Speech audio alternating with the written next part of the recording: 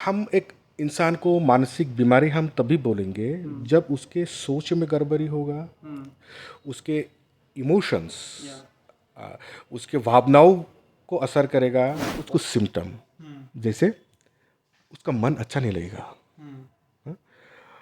उसको पहले जो काम करके उसको प्लेजर मिलता था वो सब काम करके उसको और प्लेजर नहीं मिलेगा। ऐसा कुछ सिम्टम्स उनमें हो सकते हैं क्या कि Yes. माँ बाप को भी कुछ दिखने से पता चलेगा कि हाँ ये 100%। बच्चा देखो ये रिजल्ट खराब होगा इसका, मतलब ये सुसाइड करने वाला है, कुछ इसको प्रोटेक्ट करो यार। ये एक बीमारी है, इसके दिमाग की एक बीमारी है और इसके कारण ये सुसाइड करते हैं और 100% of the suicide is preventable.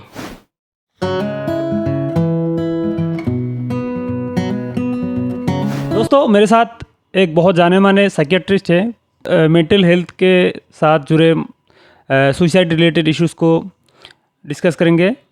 इस पर बहुत गहराई से बात करेंगे। इस वीडियो को आप पूरा देखिए, अंत तक देखिए।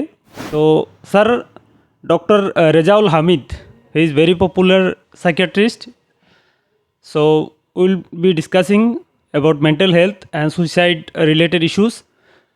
तो सर आपका स्वागत है, शुक्रिया आपको। Thank you very much. Okay, so पहले आप बताइए सर, जो मेंटल हेल्थ को डिफाइन कैसे कर सकते हैं?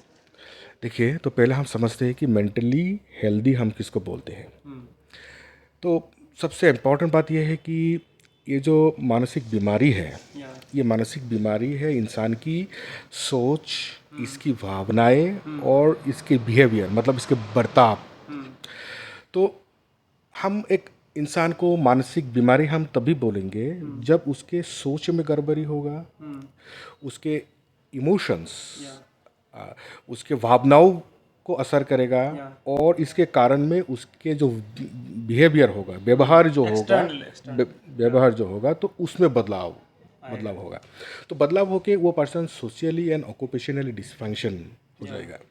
तो इस बात में थोड़ा गहराई से जाने से पहले हम थोड़ा समझ लेते हैं कि नॉर्मल किसको बोलते हैं। जब हम नॉर्मल को समझेंगे तभी हम एबनॉर्मल किसको बोलेंगे वो हमको समझ में आएंगे, डिफरेंशिएट कर पाएंगे कि नॉर्मल किसको बोलते हैं। हम किसी भी एक इंसान को नॉर्मल तभी बोलते हैं कि जो कि हैप्पी एंड कंटेंटेड है खुद के साथ।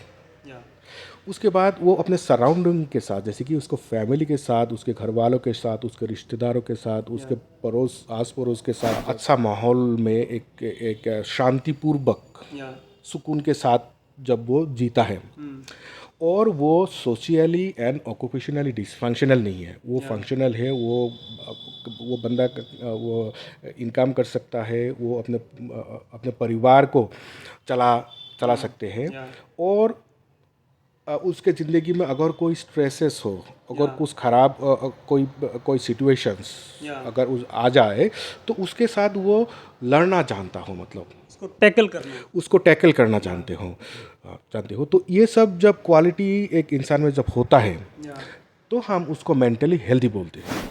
और कोई भी मेंटल इलनेस बोलने के लिए तो क्या ज़रूरत होगा कि इन सब में गड़बड़ी होगा, उसकी भावनाओं में गड़बड़ी होगा, उसके सोच में गड़बड़ी होगा और अल्टीमेटली उसके बिहेवियर में गड़बड़ी होके वो बदलाव होके वो अल्टीमेटली डिसफंक्शनल हो जाएगा। तो अभी इसमें और एक अहम एक बात यह है कि कोई भी बिहेवियर को एबनॉर्मल बोलने से पहले हमको ये समझना है कि ये बिहेवियर उस कल्चर के साथ कंसिस्टेंट है कि नहीं। किसी भी एक कल्चर का एक बिहेवियर दूसरा एक कल्चर के लिए ये एबनॉर्मल हो सकता है। तो ये एबनॉर्मेलिटी ब्रांड करने से पहले हम ये जानने की कोशिश करेंगे, हमको ये क्लैरिफाई करने की कोशिश करेंगे कि whether this changed behaviour, altered behaviour is not culture specific. तो इस तरह से हम किसी भी एक इंसान को वो उसकी मानसिक बीमारी है या नहीं है तो ऐसे करके हम इसको जांच करते हैं। कठिन है ये, बहुत ही कठिन है कि मतलब उसको क्लैरिफाई करना। यस, बहुत सारे डायमेंशंस को हम लोग को देखना पड़ता है कि एक इंसान के बहुत सारे डायमेंशंस होते हैं। उसका खुद का एक डायमेंशन होता है, उसका सोशल एक डायमेंशन होता है, उसका ऑक्यूपेशनल डायमेंशन होता है। तो हाउ ये अपने एनवायरनमेंट के साथ ये रिएक्ट करता है, ये सब देख के so ultimately we use to decide कि whether this person is normal, mentally ill और ही नीड्स ट्रीटमेंट। जैसे आप एक मेंटल हेल्थ के एक्सपर्ट हैं, तो किन किन सिम्टम्स को पहले देखते हैं या देख के ही क्या आपको बाहर से मतलब ये होता है कि ये बंदा जो है ये इसको मेंटल हेल्थ की मतलब बीमारी है कुछ, मतलब इसको मेंटल ट्रीटमेंट की ज़रूरत है, मतलब बाहर से देखने से ही कुछ पता चलता है कुछ ऐसा? Very important. तो एक्चुअली आप हमसे जानना चाहते हैं कि ये मानसिक जो बीमारियां होते हैं, इस बीमारियों का सिम्टम्स क्या है, लक्षण क्या है कि नहीं। देखिए, मानसिक बीमारी का लक्षण है डाइवर्स फॉर्म्स ऑफ सिम्टम्स है। तो वो मैं बहुत ही सिंप्लीफाई करके मैं बोलना चाहूँगा। देखिए, तो जब भी कोई इंसान की अगर कोई मानसिक बीमारी है तो बाहर से क्या दिखता है, मैं वो बोलना मैं चाहूँगा पहले। तो कुछ कुछ सिम्टम्स है जो कि पेशेंट खुद फील करता है, और कुछ कुछ सिम्टम है कि दूसरों को, मतलब उसके परिवार वालों को, उसके घर वालों को दिखाई देता है। तो अगर घर वाले को क्या दिखेगा, तो घर वाले को दिखेगा कि कोई भी एक इंसान में एक अचानक सा उसके एक बदलाव, अचानक सा बदलाव के साथ उसके बिहेवियर में बदलाव। हाँ? तो वो तो मैं एग्जाम्पल के साथ में आपको बताता हूँ कि बिहेवियर में बदलाव कैसा हो सकता है। कि वो ऐसा हो सकता है कि वो दूसरों से बात ना करे, या अचानक बात करना बंद कर दे, या कुछ ज़्यादा ही करता है। या उसके नींद में बदलाव होगा, नींद ज़्यादा होगा या नींद कम होगा। उसके एपेटाइट में कम होगा या ज़्यादा होगा। खाना वाना, उसका सेक्सुअल एक्टिविटीज़ में बदलाव होगा। और कुछ कुछ सिम्टम है कि उसको सब्जेक्टिव मतलब उसके जो सोच है, तो सोच में गड़बड़ी आ जाएगा। It's a disorder of thought. तो इसमें क्या होता है कि बहुत सारे प्रकार के मानसिक बीमारियां होते हैं। तो से फॉर एग्जांपल आपको हम साइकोसिस के बारे में अगर बोले कि स्किज़ोफ्रेनिया और सिजोफ्रेनिया स्पेक्ट्रम डिसऑर्डर और ये सब इलनेस में कैसा सिम्टम होगा कि अचानक से वो बहुत ही शक्की हो जाएगा। वो लोगों को शक करेगा कि हाँ, कोई इसके बारे में कुछ बोल रहा है, इसके बारे में कुछ कॉन्स्पिरेसी कर रहा है, कि हैचिंग सम कॉन्स्पिरेसीज। तो उसको अपने घर वाले पर शक होगा, उसको अपने वाइफ के ऊपर शक होगा, कि वाइफ के चैस्टिटी के ऊपर शक होगा, जो उसको हम डिल्यूशन बोलते हैं। मतलब डिल्यूशन क्या होता है कि it's a false unshakeable belief that can not be rectified with evidence. कि हम उसको जितना सारा उसको एविडेंस हम क्यों ना दे, वो मतलब उस पर अकर रहेगा। वो अपनी जो विचार है जो विचार है वो, तो लोगों के विचार में गड़बड़ी होगा, उसके भावनाओं पे गड़बड़ी होगा, तो उसके बिहेवियर में गड़बड़ी होगा। तो और कोई भी एक इंसान पहले जैसे वो बर्ताव करता था, अभी वो ऐसा नहीं करेगा। तो अचानक सा बदलाव। तो सिंपली अगर हम सोचें कि मानसिक बीमारियां जब शुरू होते हैं, तो ये कुछ मानसिक बीमारियां होता है कि वो इंसीडियस होता है, मतलब ओवर सेवरल वीक्स और मंथ्स और डेज और ईयर्स। कुछ मानसिक बीमारियां होता है जो कि अब्रप्ट ऑनसेट, अचानक से हो सकता है, सिचुएशनल हो सकता है। तो मतलब तो कोई भी एक इंसान में जब अचानक सा उसके बिहेवियर में हम बदलाव देखते हैं, उसके एक्टिविटीज़ में बदलाव होता है, उसके स्लीप, एपेटाइट, ये सब बायोलॉजिकल फंक्शंस, ये सब में जब ऑल्टर्ड होता है, और ये सब ऑल्टरेशन उसको इतना मायूस कर देता है, उसको इतना हद तक उसको गिरा देता है कि वो डिवास्टेटेड हो जाता है, अपना जॉब खो बैठता है, अपना एक्टिविटीज़, अपना सोशल एंड ऑक्यूपेशनल फंक्शनिंग, ये सब ये खो देता है। तभी हम तो ऐसे करके हम ये बीमारी को हम डायग्नोसिस करते हैं। पिछले कुछ सालों में हमने देखा है जो सुसाइड की टेंडेंसी, मतलब युवाओं में, या फिर बहुत बड़े बड़े सेलिब्रिटीज़ ने भी मतलब सुसाइड की कोशिश की है, सुसाइड हुआ भी है सक्सेसफुली, बहुत लोगों ने मतलब सुसाइड किया भी है। तो इसको अगर मेंटल हेल्थ से, मतलब डिप्रेशन से कैसे मतलब आप जोड़ेंगे? देखिए, कैसे जोड़ेंगे, मतलब ये सुसाइड का कारण ही तो मेंटल हेल्थ है फर्स्ट ऑफ ऑल। ज़्यादातर केसेस, मतलब नॉट ज़्यादातर cases, behind every suicide there is some mental illness. हर एक सुसाइड के पीछे एक मानसिक बीमारी होते हैं। हाँ, कुछ सुसाइड्स होते हैं जो एनोमिक सुसाइड, जो कोई कल्ट में बिलीव करके, हाँ, कोई कुछ रिलीजियस प्रीऑक्यूपेशन में बिलीव करके कोई suicide bombing, that is a different issue. But I am talking about the day to day suicide that we are seeing. तो हर एक सुसाइड के नीचे एक मानसिक बीमारी होता है। और आपने जैसे बोला है, ये बहुत ही सच बोला है, क्योंकि ये सुसाइड का जो टेंडेंसीज है, सुसाइड का जो इंसिडेंसेस है, ये फ़िलहाल कुछ सालों में बहुत ही ज़्यादा हो गया है। 2017 में वर्ल्ड हेल्थ ऑर्गेनाइजेशन ने ऑलरेडी डिक्लेयर कर दिया था कि depression is the second leading cause of disability, और 80% ऑफ द सुसाइड केसेस के बिहाइंड द सीन डिप्रेशन है। और ये सुसाइड का अगर आंकड़े अगर हम आपको दें तो हमारे ग्लोबल पर्सपेक्टिव में अगर हम आपको बोले तो ये हर एक 40 सेकेंड में एक इंसान सुसाइड करके अपने ज़िंदगी गंवा देता है। इंडिया में 1,35,000, तो कैलकुलेशन करके तकरीबन हर एक 4 मिनट में एक इंसान सुसाइड करता है इंडिया में। और ये जो है ना ऑफिशियल आंकड़े हैं। अगर अनऑफिशियली तो इससे बहुत ज़्यादा होगा, मैं तो समझता हूँ 4 गुना होगा, क्योंकि ज़्यादातर केसेस में क्या होता है, सुसाइड करने के बाद कोई भी एक सुसाइड इंसिडेंस होने के बाद उसके घर वाले इसको बताते नहीं हैं, दबाते हैं उस बात उसको दबाते हैं, उसको छुपाते हैं, क्योंकि सुसाइड करने के बाद उसको पोस्टमार्टम करना पड़ता है। सोशली भी एक बैकलैश होते हैं। सोशली एक इशू, क्योंकि ये तो स्टिग्माटाइज्ड एक इशू है, तो ज़्यादातर सुसाइड केसेस रिफ्लेक्टेड नहीं होता है। जो स्टैटिस्टिक ये एक्चुअल नंबर ऑफ सुसाइड को रिफ्लेक्ट नहीं करता है। तो देखिए इस तो इतना हद तक सुसाइड ज़्यादा हो गया है। और as per World Health Organization ये सुसाइड का जो टेंडेंसी है ये 14 to 29 ईयर्स एज ग्रुप में, इस एज ग्रुप में suicide is the second leading cause of death. तो इतना सारे सुसाइड के कारण ये डेथ होता है, और ये युवाओं में ज़्यादा होता है। युवाओं में ही नहीं, सुसाइड जैसे कि बच्चों में भी सुसाइड देखा जाता है। Very frequently we are getting cases of this childhood suicide attempt. Childhood मतलब ये 14 साल के नीचे? 14 साल के नीचे के बारे में बोल रहा हूँ। 14 साल के नीचे भी है। जैसे कि डिप्रेशन, एक एडल्ट को जैसे डिप्रेशन हो सकता है, एक बच्चों को भी डिप्रेशन हो सकता है, क्योंकि depression is something, it's a biological. तो ये बात हम डिस्कशन करेंगे, ये मानसिक बीमारियां होते क्यों है, वो ये जब समझेंगे तब हम ये बात करेंगे।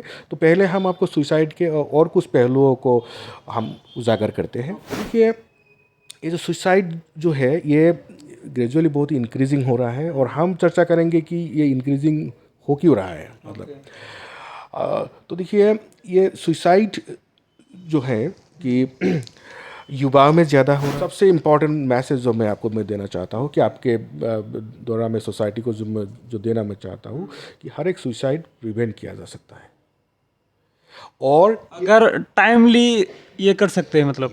यस अगर टाइमली। और ये सुसाइड कोई अचानक का खेल नहीं है। जैसे कि आप समझ रहे हैं कि आज मैट्रिक एग्जामिनेशन का रिजल्ट डिक्लेयर हुआ और 2-3 बच्चा सुसाइड कर दिया। तो ये ऐसा भी होता है, बहुत होता है। तो इसमें देखिए वो 2-3 बच्चा क्या है, वो अपने एक्सपेक्टेशन से, जो एक्सपेक्टेशन उसका था, तो अकॉर्डिंगली वो परफॉर्म नहीं कर पाया, या फेल किया, या परफॉर्म नहीं कर पाया। तो उसको हम समझ रहे हैं ना, शायद वो है, पर कारण वो नहीं है। अगर वही कारण होता तो सिर्फ वो 2-3 बच्चा नहीं, और तो हज़ारों बच्चों ने ऐसे फेल किया या अपने एक्सपेक्टेशन के बिलो परफॉर्म किया, तो वो 4-5 हज़ार बच्चा, हज़ारों बच्चे सुसाइड करते। पर ऐसा तो होता नहीं है, 2-3 करते हैं। तो वो 2-3 क्या है, वो 2-3 ही वल्नरेबल है। मतलब ये जो मैट्रिक का रिजल्ट एंड सुसाइड, ये मैट्रिक का रिजल्ट जो है सुसाइड का कारण नहीं है, प्रेसिपिटेटिंग फैक्टर है। ये सुसाइड का कारण तो और कुछ है। अच्छा, कारण बताइए वो। देखिए सुसाइड का कारण इट्स ए मेंटल इलनेस। देखिए ये मेंटल इलनेस, और जो मैंने आपको बोला कि ये डिप्रेशन है। Depression is the second leading cause of disability. Already World Health Organization इसको डिक्लेयर किया है। तो इसको समझने के लिए हमको डिप्रेशन को समझना पड़ेगा कि डिप्रेशन क्या है। देखिए ये depression is something like the common cold of mental illness. It's a अगर इसका इंसिडेंस अगर हम बोले तो 20% of the mail population, and female में 40%। It is simply double. Female में ज़्यादा है, फीमेल में डिप्रेशन ज़्यादा है, और ऑलमोस्ट डबल है, हाँ। तो हम समझने की कोशिश करते हैं कि डिप्रेशन होता क्या है, मतलब इसका सिम्टम क्या होता है ना, ये बोलना चाहिए। देखिए ये डिप्रेशन को समझना बहुत ही सिंपल है। मिनिमम 2 वीक्स ऑफ टाइम, 14 दिन, मतलब 2 हफ्ता। तो 2 हफ्ता तक मतलब कुछ सिम्टम, जैसे उसका मन अच्छा नहीं लगेगा, उसको पहले जो काम करके उसको प्लेजर मिलता था वो सब काम करके उसको और प्लेजर नहीं मिलेगा।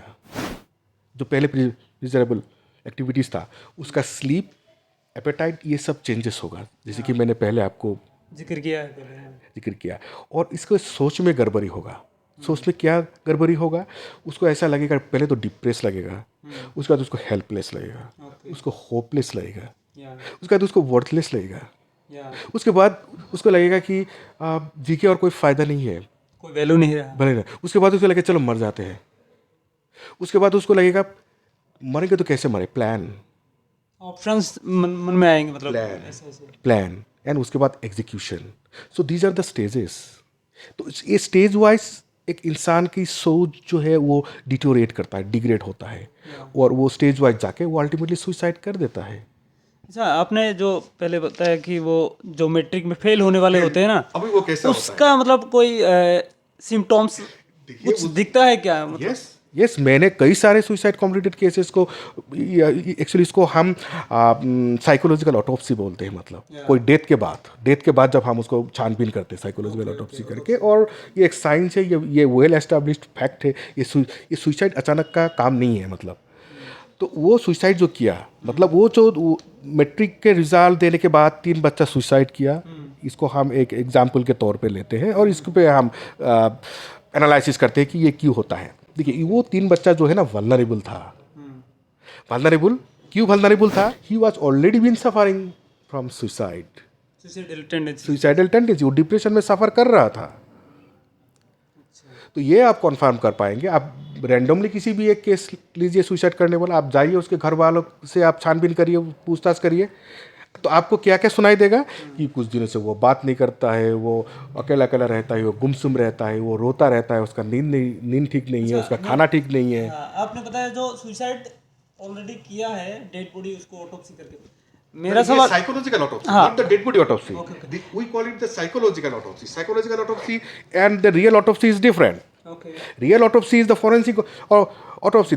That is to know how the death has occurred. But psychological autopsy is something different.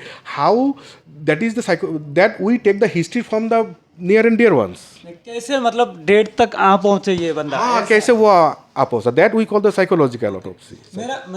मेरा सवाल जो था, मेरा सवाल ये था कि मतलब एक बच्चा अगर सुसाइड करेंगे, मतलब ऐसे मतलब 2023 का रिजल्ट आएंगे, तो 2023 के एग्जाम के बाद ही अगर कुछ गार्जियन को ऐसे पता चले कि सिम्टम्स होते हैं, तो उसको अगर पहचानेंगे तो शायद वो अपने बच्चों को मतलब कुछ मतलब ये कर सकते हैं प्रोटेक्ट करने के, ये मतलब ऐसा। That you are asking, हाँ, that you are asking कि whom to protect, कि कौन सुसाइड करेगा, इसको जाना जा सकता है। हाँ, वही बताइए। That's एवरी सुसाइड कम्प्लीटर, अगर कोई ने किसी ने सुसाइड कंप्लीट कर लिया, मतलब जिसने सुसाइड कर लिया, मर गया, every suicide completer is to give threat देता है।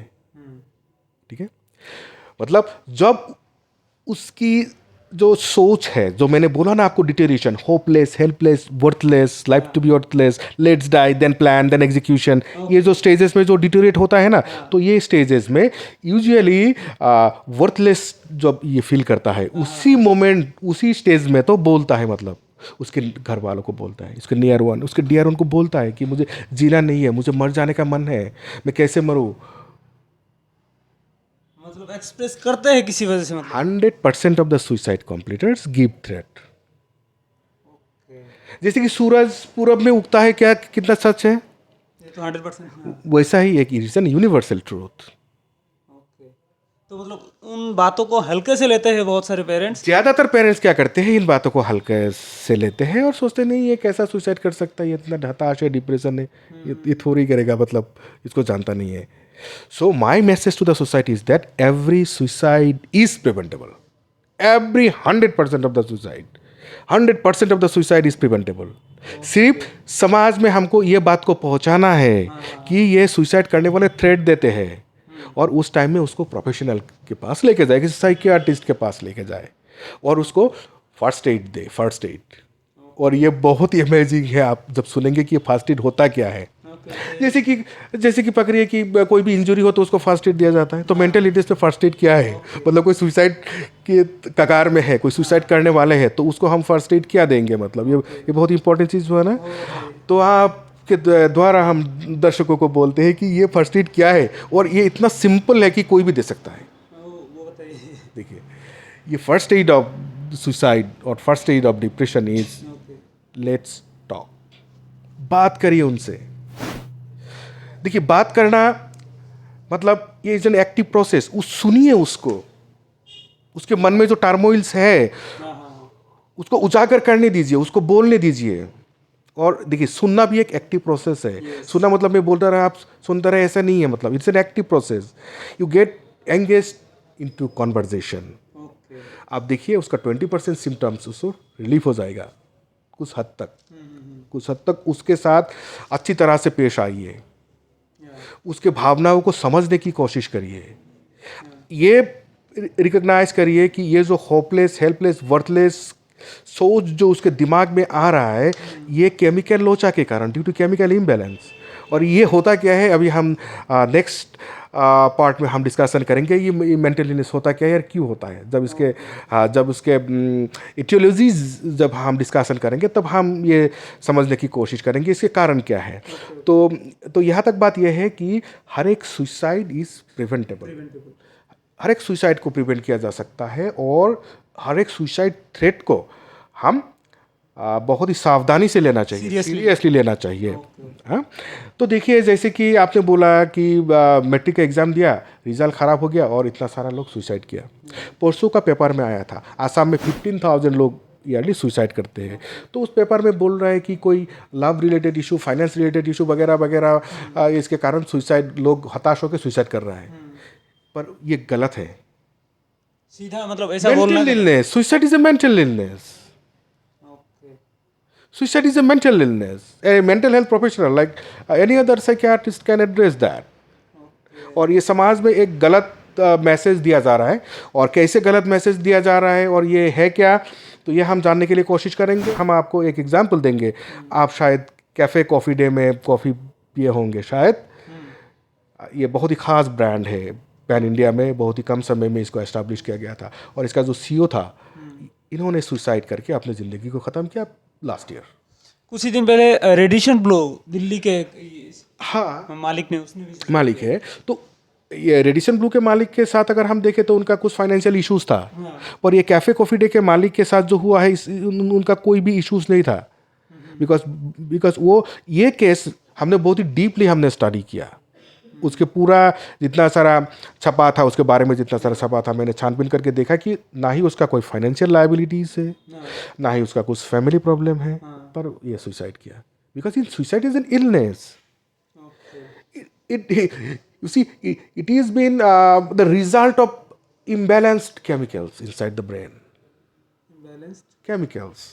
ये एक बीमारी है, इसके दिमाग की एक बीमारी है, और इसके कारण ये सुसाइड करते हैं। और 100% of the suicide is preventable. क्या क्या खास वजह होते हैं जो मेंटल हेल्थ पर असर डालते हैं? क्या क्या रीजंस होते हैं जिस पर मतलब ये मेंटल हेल्थ का इशू ये होता है? हाँ, ये बहुत ही इम्पोर्टेंट सवाल आपने पूछा कि ये मानसिक बीमारी आखिर होता क्यों है।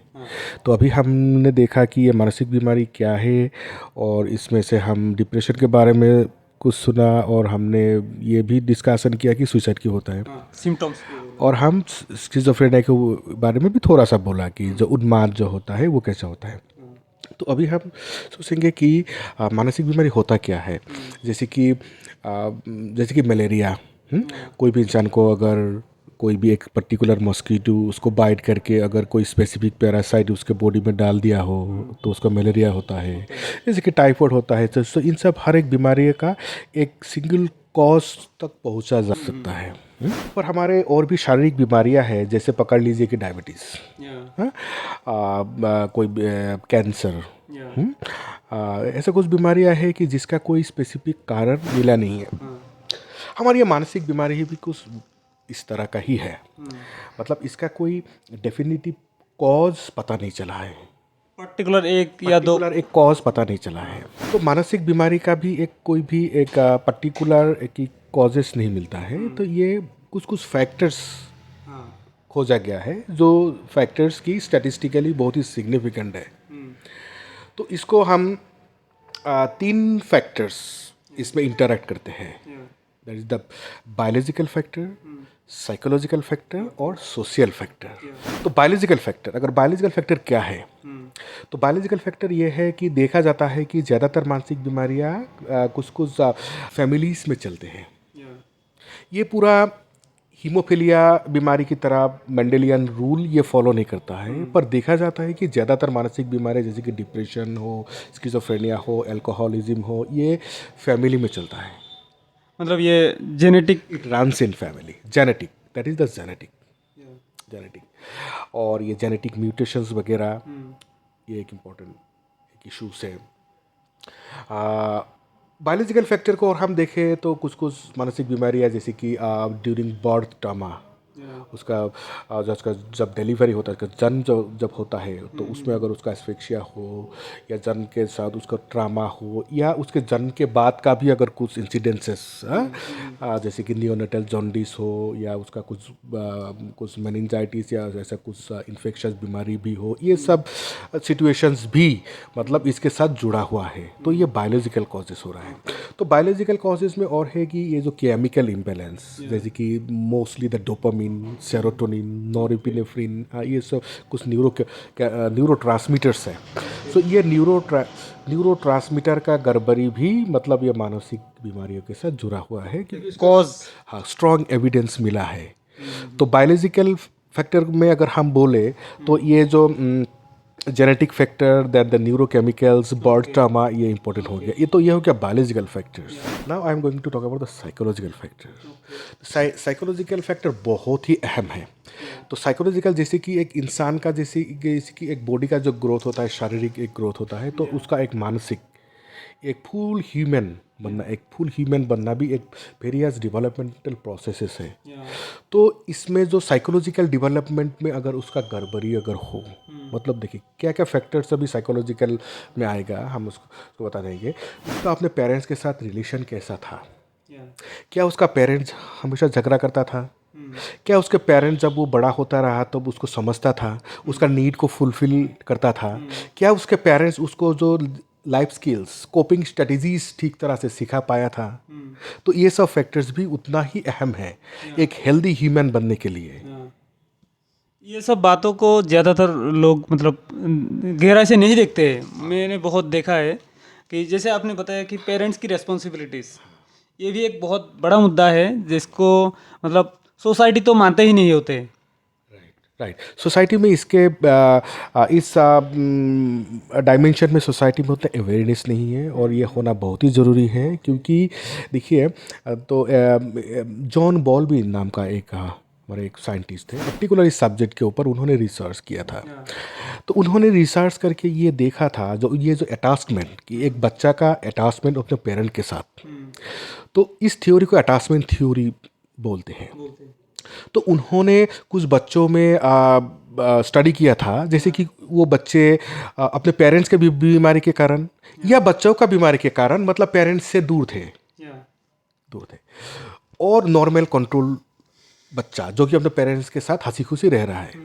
तो ये सब सारे सैम्पल्स को लेके तो उन्होंने एक स्टडी किया था और उन्होंने इस स्टडी का जो इन्फरेंसेस है उसको ऊपर बेस करके उन्होंने एक थ्योरी दिया था जिसको कि जॉन बॉल्बी का अटैचमेंट थ्योरी बोला जाता है. तो मैं इस थ्योरी का मैं डिटेल्स में मैं नहीं जाता, मैं सिर्फ इसका इन्फरेंसेस में आपको बोलता हूँ. तो उन्होंने ये पाया था कि जिन जिन बच्चों का अपने पेरेंट्स के साथ एक अच्छा रिलेशन था, एक सिक्योर रिलेशन था, वही बच्चा लेटर लाइफ में एडल्ट होकर अपने स्पाउस के साथ अच्छा रिलेशन बना सकता है, मेंटेन कर सकता है.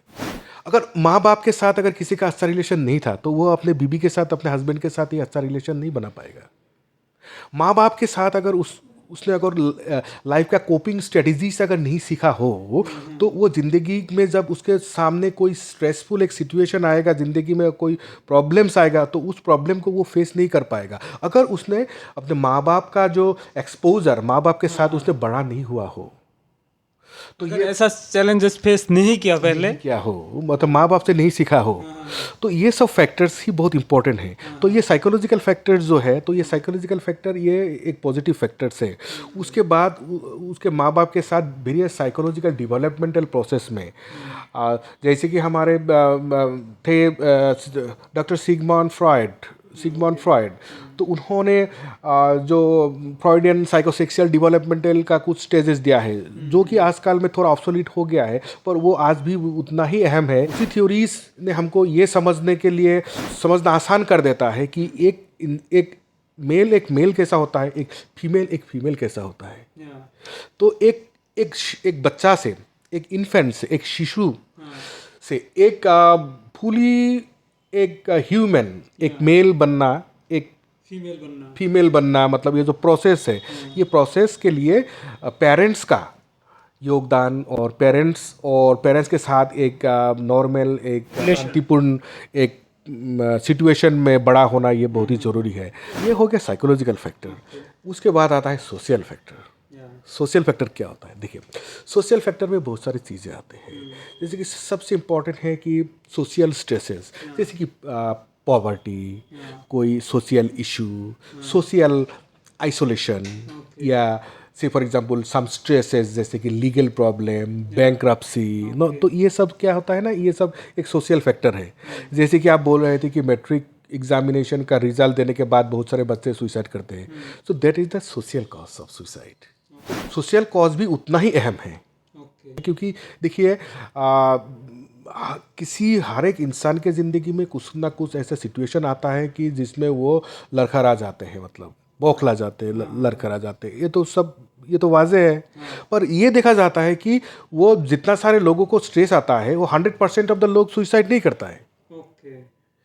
आप महाराष्ट्र का किसान के सुसाइड को ही पकड़ लीजिए, देखिए तो से फॉर एग्जांपल वहाँ पे 20,000 किसान ने लोन लिया था, 10,000 किसान का खेती बर्बाद हो गया, 100 ने सुसाइड कर लिया, पूरा 5,000 ने तो सुसाइड नहीं किया ना। तो वो 5,000 ने क्यों नहीं किया?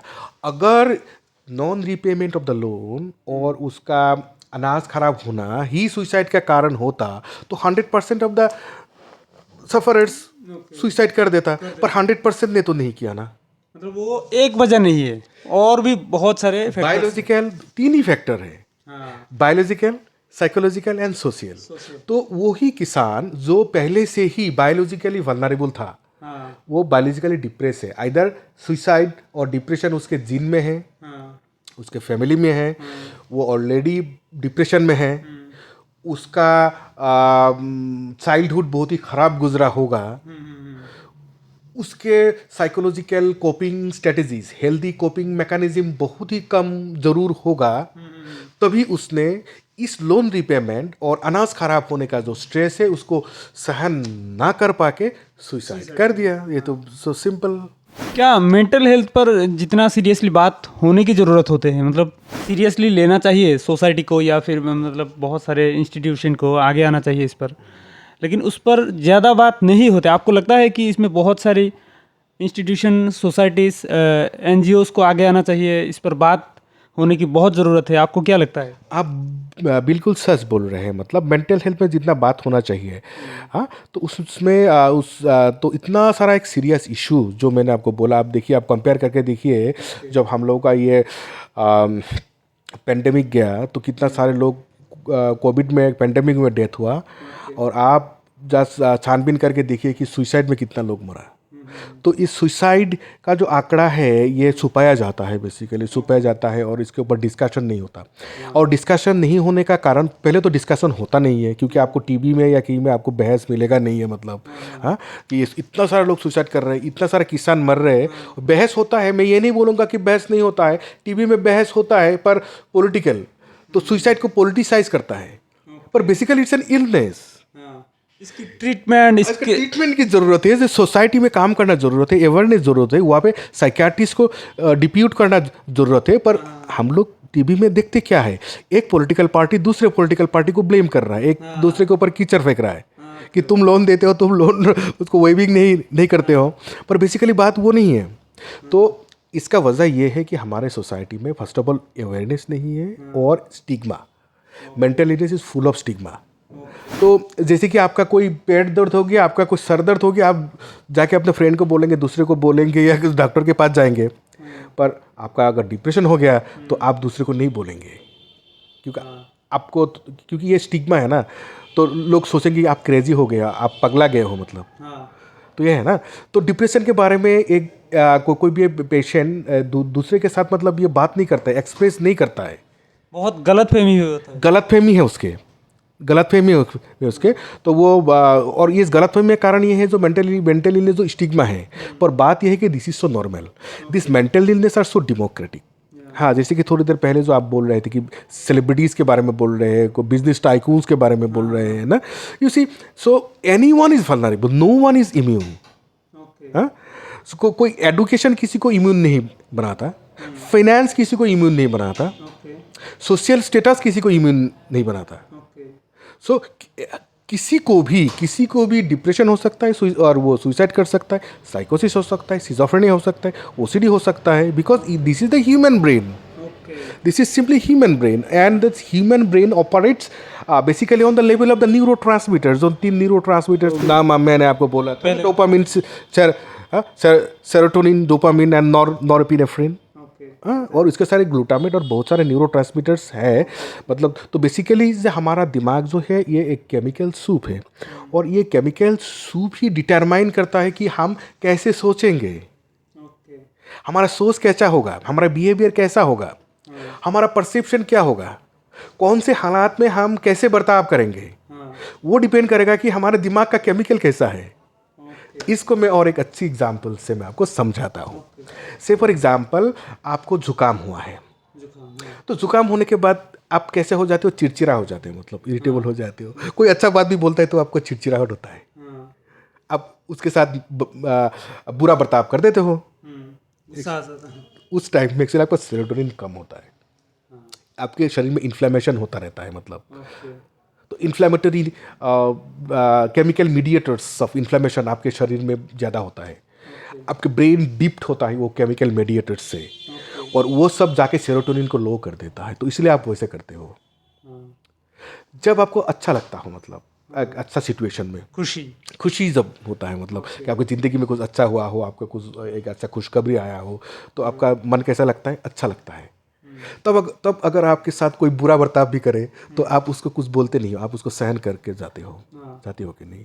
So that is what so exactly how you deal, how you feel, how you behave, this all depends upon the chemical neurotransmitter. और ये सब मामलों में देखिए बात नहीं होता है, ना मीडिया में बात होता है, ना कोई लोग इसके ऊपर बात करता है, और ना ही कोई रिपोर्टर्स इसमें इंटरेस्टेड है, और ना ही कोई डॉक्टर। ये बहुत ही बड़ा डिस्कशन होगा अगर हम ये जानने के लिए अगर हम कोशिश करें कि ऐसा होता क्यों है, कि क्यों हमारे सोसाइटी में मेंटल इलनेस के ऊपर इतना ज़्यादा लैक ऑफ अवेयरनेस और स्टिग्मा है।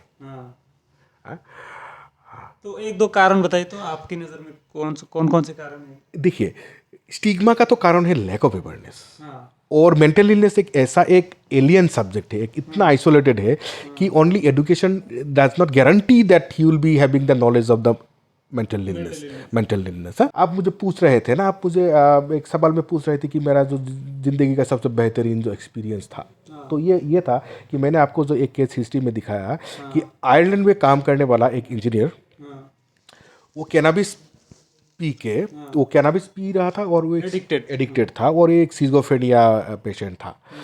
तो वो बीमारी में गिरकर वो इतना नीचे तक गिर गया है कि वो जंगल में घूमने लगा।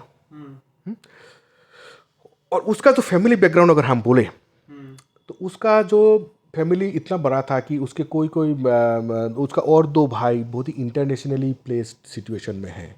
कोई कतर में है, कोई पेट्रोनस जैसा एक बहुत ही बड़ा कंपनी का एक कॉन्टिनेंटल मैनेजर था उस टाइम में। तो उस लेवल का लोग भी जब हमारे पास जब आया था वो लोग, तब ये बोल रहा था कि हम लोग सोच रहे थे कि हमारे जो भाई है ये एक्चुअली अभी सैल्वेशन की तरफ गया है, मतलब ये स्वर्ग में जाएगा, हम लोगों को भी स्वर्ग में जाएगा, ये साधु हो गया है, मुक्ति की राह में गया है। पर ये बीमारी है उन लोगों को भी ये पता नहीं था। So this situation actually validates that education does not guarantee that the person would be aware of mental health और मेंटल हेल्थ इलनेस। तो मेंटल हेल्थ इलनेस का जो अवेयरनेस नहीं है, तो इसका जो मोस्ट इम्पोर्टेंट कारण ये है कि हम खुद एक्चुअली हम लोग आगे नहीं आ रहे हैं, हम लोग सोसाइटी को ये बातें बोल नहीं रहे हैं, और सबसे अहम बात की साइकियाट्री, जैसे कि ईएनटी एक सेपरेट सब्जेक्ट हो गया, गायनेकोलॉजी एक सेपरेट सब्जेक्ट हो गया ना। तो एक एमबीबीएस ग्रेजुएट जब एक मेडिकल स्कूल से वो पास करके आता है, एक एमबीबीएस ग्रेजुएट, तो वो एक बेसिक डॉक्टर बन के आता है। वो एक ईएनटी का भी फर्स्ट एड कर सकता है, वो गायनी का भी फर्स्ट एड कर सकता है, किसी भी ह्यूमन बॉडी का फर्स्ट एड ये कर सकता है। पर उसके सामने अगर एक साइकियाट्री केस लाया दे तो वो कुछ नहीं कर सकता है, मतलब क्योंकि साइकियाट्री एक पैरेलल सब्जेक्ट नहीं है मेडिकल करिकुलम में। और ये फाइनल एमबीबीएस में साइकियाट्री डायरेक्ट साइकियाट्री सब्जेक्ट सिखाया जाता है, मतलब। और 10-15 मार्क्स का कोई क्वेश्चन जो हमारे ज़माने में आता था, अभी शायद वैसा ही आता होगा। तो देखिए, अगर आपको लगता है कि करिकुलम में भी कुछ चेंजेस लाने की जरूरत करिकुलम में चेंजेस लाना बहुत ज़रूरी है। जैसे कि बेसिक कि फर्स्ट एमबीबीएस करिकुलम में basic medical science, basic subject सिखाया जाता है, जैसे कि फिजियोलॉजी, एनाटॉमी, बायोकेमिस्ट्री सिखाया जाता है। इसलिए उस लेवल में ना उसको साइकोलॉजी भी सिखाना चाहिए। सेकेंड वाला सेक्शन ऑफ एमबीबीएस करिकुलम में साइकोफार्माकोलॉजी जरूर लाना है। और फाइनल एमबीबीएस में अगर साइकियाट्री को एक पैरेलल सब्जेक्ट बना के दे के अगर मेडिकल ग्रेजुएट्स को मेडिकल स्कूल से निकाले, तब ये हालत में सुधार आएगा। मेंटल हेल्थ अवेयरनेस, इस पर आपने क्या मतलब अभी तक कुछ इनिशिएटिव लिया है? आपका जो ये ऑर्गेनाइजेशन है इसको बताइए। देखिए, I am doing my bit. मैं एक्चुअली 2006 से ये रिमोट एरिया में हूँ, मतलब ये बोरपेटा का सबसे रिमोट एरिया। मेरा हालत ऐसे भी गया है कि मेरा ये बोरपेटा और मोंदिया का जो रोड है, ये 3 जगह पे टूटा हुआ था इतना सालों मतलब मैं नाव में आना जाता करता रहा। बट फिर भी तो मैं क्या कर रहा हूँ कि मैं हर एक का लोकेशन में जाके मैं अवेयरनेस प्रोग्राम्स में करता हूँ। ये मानसिक बीमारी होता क्या है, ये ड्रग एडिक्शन होता क्या है, तो जितना पॉसिबल होता है मेरे फिजिकली जो मेरे ऊपर जितना पॉसिबल होता है, so I am trying my level best to make my society aware. और एक ज़माना ऐसा था कि जब मेरे यहाँ पे जो पेशेंट लाता था, तो पहले मतलब वो क्वाक के पास ले जाके उसके बाद ही मेरे पास आता था। और मुझ तक पहुँचते पहुँचते मतलब साइकियाट्रिस्ट तक पहुँचते पहुँचते उन लोगों को 1-2 साल लग ही जाता था। पर अब तो एटलीस्ट एक ऐसा एक हालत आ गया है कि हमको कोई भी अगर मेंटली अगर हो जाता है तो उसको 1-2 दिन के अंदर हमारे पास लाया जाता है। तो पहले अप्रोच बहुत लेट होते थे, बहुत लेट होता था, अब बहुत ही तुरंत हो गया है, मतलब लोगों को पता चल गया है ये अवेयरनेस होता है। तो apart from doing the community programme, I also do some TV programme, जैसे कि टीवी स्टेशन में मैं बैठता हूँ। ऐसे सोशल मीडिया में जितना हो सके मैं इसके ऊपर में अवेयरनेस करने का मैं प्रयास करता हूँ, और वैसा अवेयरनेस हो भी रहा है। Tell us about Mind Care, ये कब बना, कौन सा इसका मतलब मकसद है, क्या है? देखिए, ये जो mind Care neuro psychiatry research centre है, एक्चुअली ये मेरा ही ब्रेन चाइल्ड है, दिस इज। और इसका प्रॉपरली अगर हम बोले तो 2011 का 14 अगस्त से हम हर एक पेशेंट का डेटा रख रहे हैं। और इसका ऑफिशियल शुरुआत मोंदिया में 2012 में हुआ। और आज के डेट में ये अभी एक नॉर्थ ईस्ट का एक only one stop centre with all the mental health care facilities under one roof हो गया। और हम already Nation's health care pride award as the best psychiatric hospital of the North East India का खिताब हमको मिला है। और हम मेंटल हेल्थ केयर में 24 आवर्स 24/7 इमरजेंसी साइकियाट्रिक केयर हम लोग दे रहे हैं।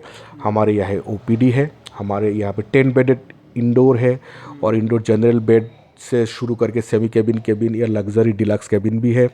तो हमारे यहाँ अभी हम जो मैं जैसे कि एक साइकियाट्रिस्ट हूँ, मेरे साथ अभी साइकोलॉजिस्ट है, साइकियाट्रिक सोशल वर्कर है, मेरे साथ अभी म्यूज़िक थेरापिस्ट है, म्यूज़िक ब्यूटी थेरापी, रिक्रिएशन, हाँ। तो ये डाइवर्स फॉर्म ऑफ थेरापीज़ हमारे यहाँ पे दिया जाता है। और फैसिलिटीज़ के बारे में हम अगर बोले तो हमारे यहाँ पे जैसे कि साइकोलॉजी का बहुत psycho diagnostic services. Psycho diagnostic मतलब कोई अगर बीमारी आ गया मेंटल इल, तो उसका कैसा बीमारी है, क्या है, क्यों है, तो इसका डिटेल जानने के लिए हम एक डिटेल साइकोलॉजिकल इवैल्यूएशन करते हैं। तो वो हमारे पास में है, अवेलेबल है। और काउंसलिंग, साइकोथेरापीज, ये सब से रिहेबिलिटेशन, तो एक ड्रग एडिक्ट या सीरियसली मेंटल इल को ट्रीटमेंट करने के बाद इसको दोबारा उसके सोसाइटी में उसको हम कैसे बैक करें ताकि उससे best of the best performance highest level of functional capability तक हम जा सके। तो उसके लिए जितना सारा प्रोफेशनल चाहिए, जो औजार चाहिए वो हमारे पास है, और उसके साथ हमारे पास में कुछ कुछ टेक्नोलॉजीज़ है जैसे कि हर कहीं पे नहीं है। जैसे कि हमारे पास बायोफीडबैक है। So biofeedback is the non pharmacological treatment of mental illness, और ये US FDA अप्रूव्ड है। Anxiety disorder, OCD, depression, schizophrenia, ये सब बीमारी के ऊपर भी, से फॉर एग्जांपल हाइपरटेंशन में भी ये US FDA approved form of treatment है। और अभी तक जो रिसर्च हुआ है, स्टडीज़ हुआ है, ये स्टडीज़ से हमें मतलब ये क्लेम किया जा रहा है कि ये बायोफीडबैक दे के, अगर बायोफीडबैक को अगर हम ट्रीटमेंट में इंटीग्रेट करें तो मेडिसिन का जो बर्डन है उसको कमाया जा सकता है, और कुछ कुछ सिचुएशन में तो मेडिसिन बंद भी किया जा सकता है। और ये ट्रीटमेंट प्रोसेस हमारे पास आने के बाद हमारे लिए बहुत ही आसान हो गया है अपने पेशेंट को एड्रेस करना, ट्रीटमेंट करना, और ट्रीटमेंट कॉस्ट भी बहुत ही कम हो गया है। मतलब बहुत सारे पेशेंट में हम लोग मेडिसिन बंद भी करके दे पा रहे हैं, बिना मेडिसिन के ही हो जाते हैं। बिना मेडिसिन के भी पॉसिबल होता है। मतलब ये बायोफीडबैक और हमारे RTMS वो और एक नॉन इन्वेसिव ब्रेन स्टिमुलेशन एक मशीन है जो हम लोगों ने ऑर्डर किया है, वो जो तुरंत आ जाएंगे। और साथ ही साथ में और जैसे कि फिज़िकल एक्टिविटीज़ हो, उसका योगा, उसका फिज़िकल थेरेपीज़, एक्सरसाइजेज वगैरह के लिए एक बहुत अच्छा लॉन है, गार्डन है हमारे पास जो कि पेशेंट एक्टिविटीज़ कर सकता है। और बेसिकली हमारा जो आइडिया है कि एक मानसिक बीमारी, किसी एक बीमारी को उसको पहले के सिचुएशन तक लेके आना, नॉर्मल लाइफ में लेके आना, और ये हमको पॉसिबल हुआ है और हम सक्सेसफुली कर रहे हैं। अभी तक कितना सक्सेसफुल मतलब रहा है? पीरियोडिक हमारा जो असेसमेंट होता रहता है, तो हमारा 100% of the patients are getting satisfied और हमसे सेटिस्फाइड। अच्छा, बाहर से भी आते हैं, इंडिया के बाकी स्टेट से या फिर इंडिया के बाहर से? हाँ, इंडिया के बाकी स्टेट से तो हम ये तो लगातार हमेशा आता ही रहता है, जैसे कि बिहार, वेस्ट बंगाल से तो आता ही रहता है। और हमारे यहाँ पे इंडिया के बाहर से भी, जैसे कि बांग्लादेश से भी हमारे यहाँ पे पेशेंट आते हैं, और वो तो उन पेशेंट का डिटेल्स हम रख देते हैं, वो मतलब वीज़ा बना के हम आते हैं। और बांग्लादेश के पेशेंट्स हमसे ऑनलाइन कंसल्टेशन भी लेते हैं। हम लोग ऑनलाइन सेवा भी बांग्लादेश में मुहैया करा रहे हैं, और हम बहुत ही जल्द हम बांग्लादेश में माइंड केयर का एक ब्रांच खोलने का भी हम लोग कोशिश कर रहे हैं। लास्ट में मतलब ये 2 सवाल है। एक तो है कि फैमिली का मतलब मेंटल इलनेस पर, या फिर जो भी बंदा मतलब आजकल तो बहुत डिप्रेशन ये होता है कि जॉब नहीं होता है, करियर दाव पे होता है, बहुत मतलब युवा अनएम्प्लॉयड बहुत है मतलब अभी। तो इसको फैमिली की मतलब रिस्पॉन्सिबिलिटी क्या होता है, किस तरह से इन युवाओं को ट्रीट करना चाहिए इन मतलब मेंटल हेल्थ के सिचुएशन, जो भी इंसिडेंट होते हैं उसको किस तरह से हैंडल करना चाहिए, सोसाइटी को, फैमिली को, अपने रिश्तेदार को, मतलब उनसे कुछ मैसेज दीजिए उनको।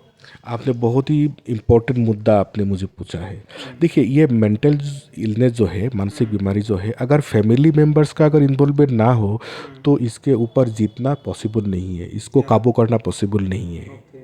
तो फैमिली मेम्बर अगर देखिए, ये मानसिक बीमारी हमारे लिए बहुत ही चैलेंजिंग हो जाता है, और एडिक्शन पकड़े या साइकोटिक स्पेक्ट्रम का बीमारी अगर आप बोले तो ये बहुत ही सिचुएशन भयानक हो जाता है अगर इसका कोई फैमिली सपोर्ट ना हो तो अगर फैमिली सपोर्ट हो तो हम इस लेवल में हम आपको बोल सकते हैं कि 100% ऑफ द एडिक्शन हम ट्रीटमेंट कर सकते हैं, मतलब उसको एक अच्छा ज़िंदगी में हम उसको ला सकते हैं।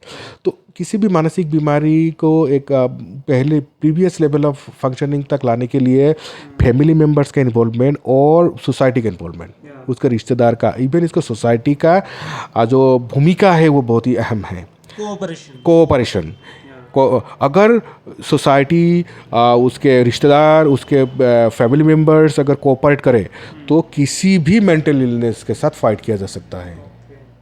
और सबसे अहम जो मैसेज है सोसाइटी तक ये है कि अगर सोसाइटी हेल्प नहीं करेगा तो एक मेंटली इल को उठाया नहीं जा सकता, क्योंकि देखिए, मेंटल इलनेस का सबसे अहम, सबसे इम्पोर्टेंट सिम्टम है कि वो बीमारी, उस बीमारी का इनसाइड नहीं रहता है, मतलब बीमारी को पता नहीं चलता कि वो बीमार है, वो अपने आप को बीमारी समझता नहीं है, या कितने हद तक जा चुके हैं, मतलब ऐसा भी नहीं एग्जैक्टली पेशेंट समझता है मुझे तो कुछ नहीं हुआ है, नॉर्मल लगता है। मुझे तो नॉर्मल लगता है, मुझे तो कुछ नहीं हुआ है, हाँ मतलब और ये दवा भी नहीं खाता है। हाँ अगर उसका इंसाइट ही नहीं हो तो वो दवा कैसे खाएगा?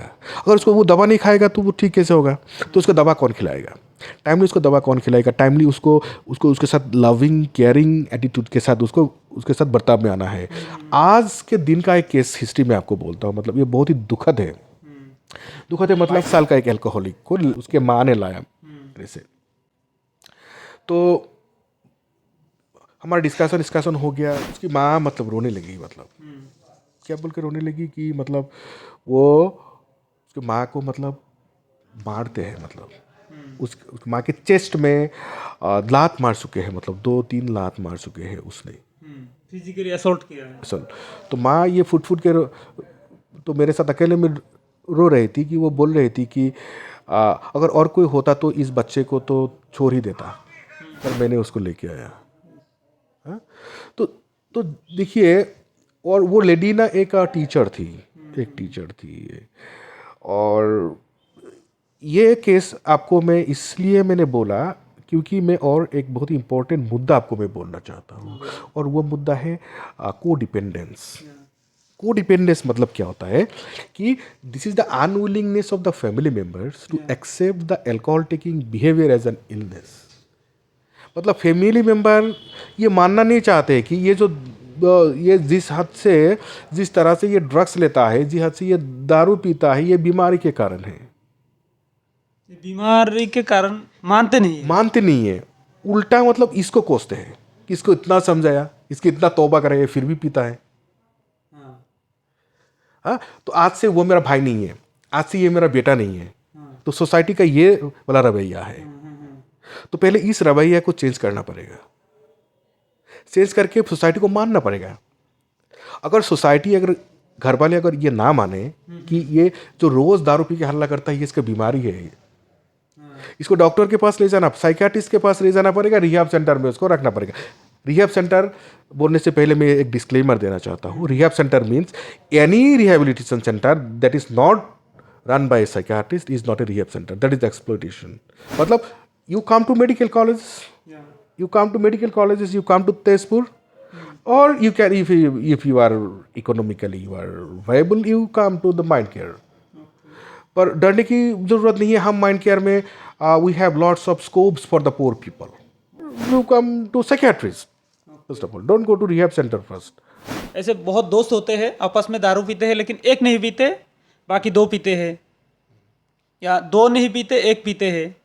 तो आप एज ए कॉन्सर्न सिटीजन उनको क्या मैसेज देंगे कि वो उसको सुधार में ला सकते हैं, उसको कैसे मतलब ट्रीट कर सकते हैं अपनी तौर पे? देखिए, तो इस मामले में मैं ये बोलना चाहूँगा कि आप गूगल करके देखिए, that is the prevalence of mental illness. आपको एक इमेज आएगा, वहाँ पे दिखेगा कि 1 in 4% there is a chance of getting serious form of mental health. मतलब 4 में से 1 का तो एक serious form of mental illness lifetime में होगा ही। मतलब तो ये कौन बोल रहा है? वर्ल्ड हेल्थ ऑर्गेनाइजेशन बोल रहा है अक्रॉस द ग्लोब स्टडी करके। सो ये बहुत ही अहम मुद्दा है कि कोई भी मेंटल हेल्थ का विक्टिम बन सकता है। वो आप बन सकते हैं, हम बन सकते हैं, कोई भी बन सकता है। तो इसके लिए हमें अवेयरनेस लाना बहुत ही ज़रूरी है। और सबसे अहम बात यह है कि 100% of the suicide is preventable.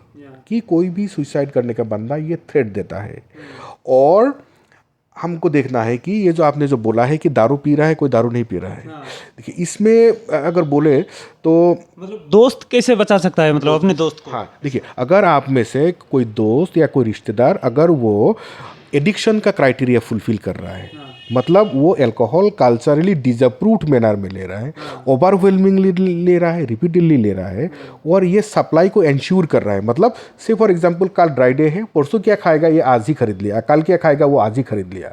अगर वो ऐसा डील कर रहा है कि अगर वो अल्कोहल ना ले तो इसका शरीर और दिमाग काम नहीं कर रहा है, मतलब ये रेगुलरली खा रहा है, और साथ ही साथ alcohol is an eye opener, मतलब सुबह उठ के ही वो दारू पी रहा है।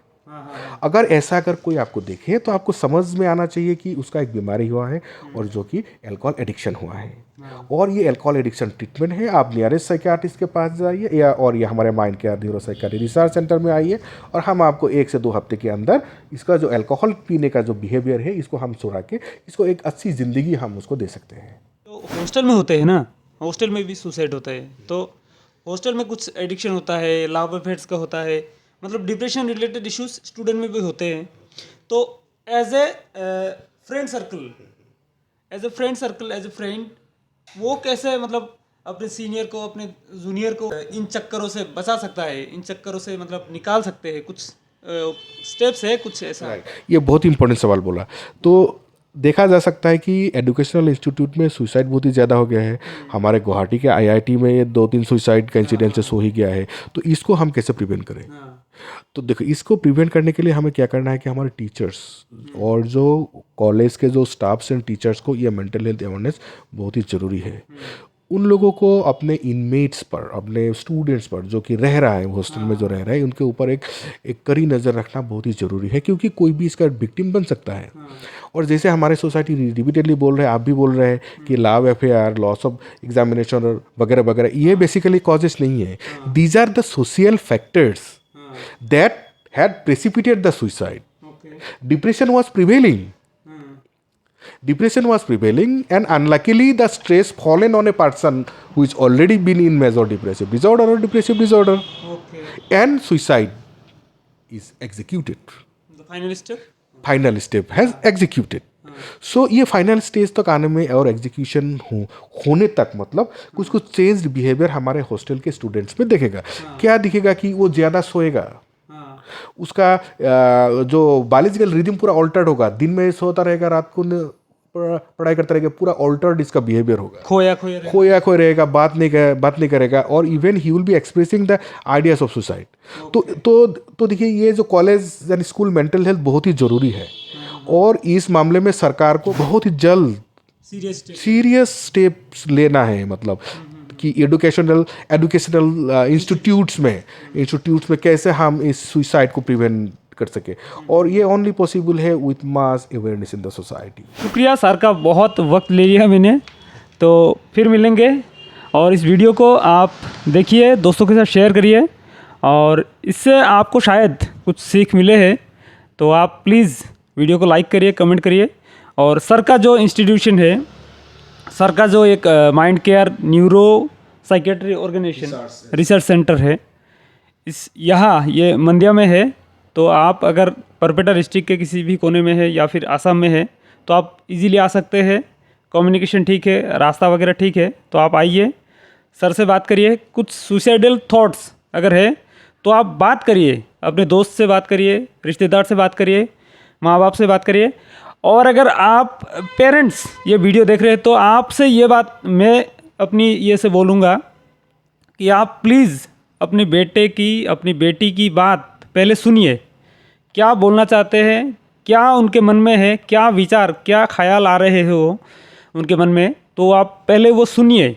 कुछ गलत भी बोल रहे हैं तो भी सुनिए, आप डांटिए मत, आप गाली गलौज मत करिए, आप पहले धीरे से सुनिए, पूरी बात सुनिए, उसको टोकिए मत, उसको डराइए मत, उनकी बात को पहले सुनिए, समझिए, उस पर विचार करिए, किसी भी साइकेट्रिस्ट से बात करिए।